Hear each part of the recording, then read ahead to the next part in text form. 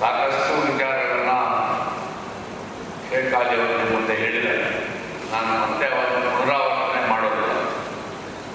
ಬಹಳ ಮುಖ್ಯವಾಗಿ ಇವತ್ತಿನ ಪರಿಸ್ಥಿತಿಯಲ್ಲಿ ನಾವು ಟಿಪ್ಪುವನ್ನು ನೋಡ್ತಕ್ಕಂಥ ವಿಧಾನ ಹೇಗಿದೆ. ಮತ್ತೆ ಇವತ್ತು ಟಿಪ್ಪು 265ನೇ ವರ್ಷದ ಜನ್ಮ ದಿನಾಚರಣೆ. ಅವರು 750ರಲ್ಲಿ ಟಿಪ್ಪು ನನ್ನ ಜಿಲ್ಲೆಯಲ್ಲೇ ಅವರು ಐ ಆಮ್ ಪ್ರೌಡ್ ಆಫ್ ದೇವನಹಳ್ಳಿಯಲ್ಲಿ ಅವರು. ಹಾಗಾಗಿ ನಾವು ಟಿಪ್ಪು ವಿಚಾರ ಮಾತಾಡೋಣ. ಯಾವುದೇ ರೀತಿಯಾದಂಥ ಪೂರ್ವಗ್ರಹ ಪೀಡಿತರಾಗಿ ಪ್ರಿಜುಡಿಸ್ಡ್ ಆಗಿ ನಾವು ಮಾತನಾಡಬಾರದು. ಟಿಪ್ಪುನಲ್ಲಿರ್ತಕ್ಕಂಥ ನಕಾರಾತ್ಮಕ ಅಂಶಗಳು ಸಕಾರಾತ್ಮಕ ಅಂಶಗಳನ್ನು ಗುರುತಿಸದೆ ಹೋದರೆ ನಾವು ಇತಿಹಾಸಕ್ಕೆ ಮಾಡಿದಂಥ ಅಪಚಾರ ಆಗುತ್ತೆ ಹೊರತು ಟಿಪ್ಪು ಮಾಡಿದಂಥ ಅಪಚಾರ ಆಗೋದಿಲ್ಲ. ಇಡೀ ಇತಿಹಾಸಕ್ಕೆ ನಾವು ಮಾಡಬಹುದಾದಂಥ ಅಪಚಾರ.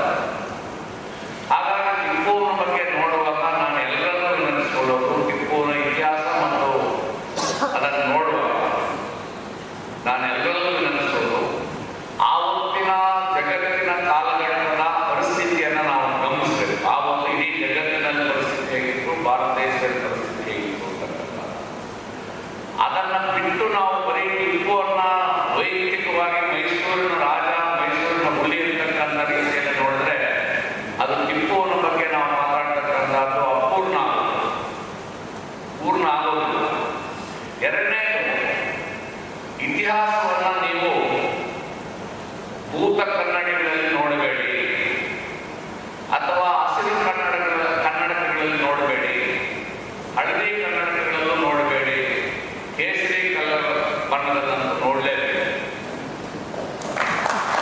ಇತಿಹಾಸವನ್ನು ನೋಡತಕ್ಕಂಥದ್ದು ಇತಿಹಾಸದ ವಿದ್ಯಾರ್ಥಿಗಳಲ್ಲಿ ಪ್ರತ್ಯೇಕವಾಗಿ ವಿನಂತಿಸಿಕೊಳ್ತಕ್ಕಂಥದ್ದು, ಅದನ್ನು ಬಿಳಿ ಕನ್ನಡದಲ್ಲಿ ನೋಡಿ ಇತಿಹಾಸ, ಆವಾಗಲೇ ನಿಜ ಇತಿಹಾಸ ಗೊತ್ತಾಗುತ್ತೆ. ನಾನು ಶೇಖಾಲಿಯವರ ಮುಂದೆ ಇತಿಹಾಸದ ಬಗ್ಗೆ ಮಾತಾಡ್ತಕ್ಕಂಥ ಶಕ್ತಿ ಇಲ್ಲ. ಅವರು ಇತಿಹಾಸ ತಜ್ಞರು, ನಾನು ಇತಿಹಾಸ ವಿದ್ಯಾರ್ಥಿ. ನಾವು ನಮ್ಮ ದೇಶದ ಇತಿಹಾಸವನ್ನು ನೋಡುವಾಗ ನಾವು ಮಾಡಿರ್ತಕ್ಕಂಥ ತಪ್ಪುಗಳು, ಮಾಡ್ತಾ ಇರತಕ್ಕಂಥ ತಪ್ಪುಗಳೇ ಇವತ್ತು ನಮ್ಮನ್ನ ಈ ದೇಶವನ್ನು ಈ ಸ್ಥಿತಿಗೆ ತೆಗೆದುಕೊಂಡು ಬಂದಿದೆ ಅನ್ನೋದನ್ನು ಕೂಡ ನಾವು ಗಮನಿಸಬೇಕು. ಅಂದರೆ ಇತಿಹಾಸ ನಾವು ಇವತ್ತು ಟಿಪ್ಪುವನ್ನು ವಿಶ್ಲೇಷಣೆ ಮಾಡುವಾಗ ಇವತ್ತಿನ ಭಾರತ ದೇಶದ ಪರಿಸ್ಥಿತಿಯನ್ನು ನೋಡಬೇಕು. ಆ ಒಂದು ಟಿಪ್ಪುನ 18ನೇ ಶತಮಾನದಲ್ಲಿ ಟಿಪ್ಪುವನ್ನು ನೋಡುವಾಗ ಜಗತ್ತಿನ ಪರಿಸ್ಥಿತಿಯನ್ನು ನೋಡಬೇಕು, ಭಾರತದ ಪರಿಸ್ಥಿತಿಯನ್ನು ನೋಡಬೇಕು. ಇವತ್ತು ಟಿಪ್ಪುವನ್ನು ನೋಡುವಾಗ ಭಾರತ ದೇಶದ ಪರಿಸ್ಥಿತಿಯನ್ನು ಬಿಟ್ಟು ನೀವು ಟಿಪ್ಪುವನ್ನು ವಿಶ್ಲೇಷಣೆ ಮಾಡಿದ್ರೆ ಅದು ಮತ್ತೆ ಇನ್ನೊಂದು ರೀತಿಯಾದಂಥ ನಕಾರಾತ್ಮಕ ಅಂಶಗಳಿಗೆ ನಾವು ದಾರಿ ಮಾಡಬೇಕು.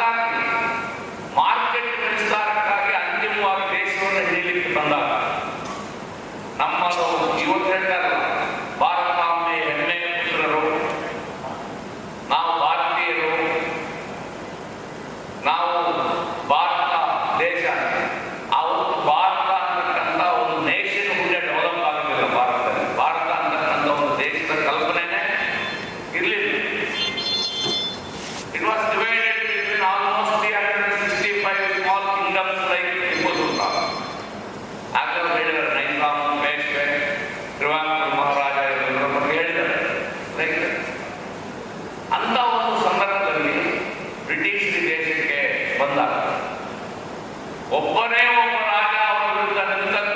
ಯಾವುದೇ ರಾಜ ಇಲ್ಲ, ಟಿಪ್ಪು ಸುಲ್ತಾನ್ ಮಾತ್ರ, ಬೇರೆ ಯಾರು ನಿಲ್ಲಿಲ್ಲ. ಒಂದಲ್ಲ ಒಂದು ಸಂದರ್ಭದಲ್ಲಿ ಎಲ್ಲಾ ರಾಜರು ಕೂಡ ಬ್ರಿಟಿಷರ ಜೊತೆ ಶಾಮೀಲಾಗಿದ್ದಾರೆ. ಆದರೆ ಟಿಪ್ಪು ಮತ್ತು ಹೈದರಾಲಿ ಎಲ್ಲೂ ಕೂಡ ಅವರ ಜೊತೆ ಶಾಮೀಲಾಗಲಿಲ್ಲ. ಹೈದರಾಲಿಯನ್ನು ಕೂಡ ನೀವು ಕಡೆಗಣಿಸಲಿಕ್ಕೆ ಸಾಧ್ಯ ಇಲ್ಲ. Hyder Ali is equally important as Tipu, and for me is more important. ಅದರ ಬಗ್ಗೆ ನೆಹರು ಅವರು ತಮ್ಮ ಡಿಸ್ಕವರಿ ಆಫ್ ಇಂಡಿಯಾದಲ್ಲಿ ಒಂದು ಅಂಶವನ್ನು ಹೇಳಿರ್ತಕ್ಕಂಥದ್ದನ್ನು ನಿಮ್ಮ ಗಮನಕ್ಕೆ ಓದಿ ಹೇಳಲಿಕ್ಕೆ ಇಷ್ಟಪಡ್ತಿದ್ದಾರೆ. ಯಾಕಂದ್ರೆ ಬಹಳ ಮುಖ್ಯವಾದಂಥ ಅಂಶವನ್ನು ನೆಹರು ಅವರು ಹೇಳಿದ್ದಾರೆ ಆ ಪುಸ್ತಕದಲ್ಲಿ. ಬಹುತೇಕ ಏಕಾಲಿಯವರು ಗೊತ್ತಿದೆ ನೆಹರು ಏನು ಹೇಳಿದ್ದಾರೆ ಟಿಪ್ಪು ಬಗ್ಗೆ ಅಂತ ಹೇಳ್ತಕ್ಕಂಥ ವಿಚಾರ. ಟಿಪ್ಪು ಮತ್ತು ಹೈದರಾಲಿ and Tipu were